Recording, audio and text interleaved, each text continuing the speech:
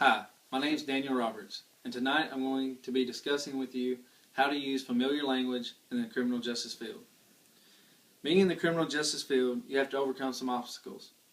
A huge obstacle people in the criminal justice field must overcome is using language that citizens and suspects will understand. There are many different types of people you will come in contact with in law enforcement. Using a familiar language to better communicate with probationers in the criminal justice field will help tremendously. By using a familiar language as those you come in contact with, it will make the situation flow more smoothly and effectively. After seeing many citizens not understanding what an officer was charging them with, and after sitting through many court sessions and seeing citizens not understand what they were being told, I did a little research on law enforcement and the language used. Some of my favorite techniques that I researched was the keeping it short and simple technique, the language assistance technology technique, and the motivational interviewing technique. The first technique I will discuss with you tonight is the keeping it short and simple technique. According to an article I found on the Examiner entitled Effective Communication in Criminal Justice Process, Components and Various Types, published in December of 2009, keeping it short and simple with citizens produces more effectiveness in the discussion. It is described as not using information that is not of importance. It explains that keeping it short and simple is not an indicator of lack of intelligence, but rather a very effective form of communication. The article explains that this form of communication is far more effective than a several-page letter, and people use language that is inappropriate for the situation and does not fit in the context of the conversation. Now that we have talked a little bit about how to keep it short and simple, let's discuss how to use the language assistance technology. I learned some basic steps of using the language assistance technology when I viewed an article entitled Overcoming Language Barriers in Criminal Justice. Can Language Assistance Technology Help? On the Vera Institute of Justice website, published on September of 2007. The article discussed a study done by New York's criminal justice system. The study involved a roundtable discussion with civic and government leaders.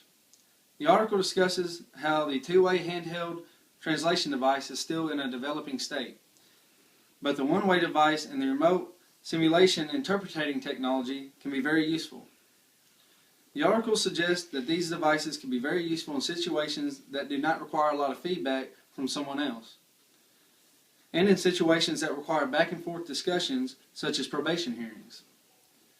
This technology will be very effective for law enforcement and anyone in the criminal justice field who are required to have discussions with people whom they do not speak the same language. Last, I would like to discuss the technique that is very effective while interviewing. Doing the research of my topic, I found a very useful technique for interviewing known as motivational interviewing. On October 7th of 2012, I accessed an article entitled Motivational Interviewing on the website for the National Institute of Corrections. The article states that motivational interviewing came about during the 1980s from the alcohol counseling research. It explains that motivational interviewing is a person-centered communication method of providing change by helping a person explore and resolve ambivalence. It states that motivational interviewing looks for ways to get internal motivation for change.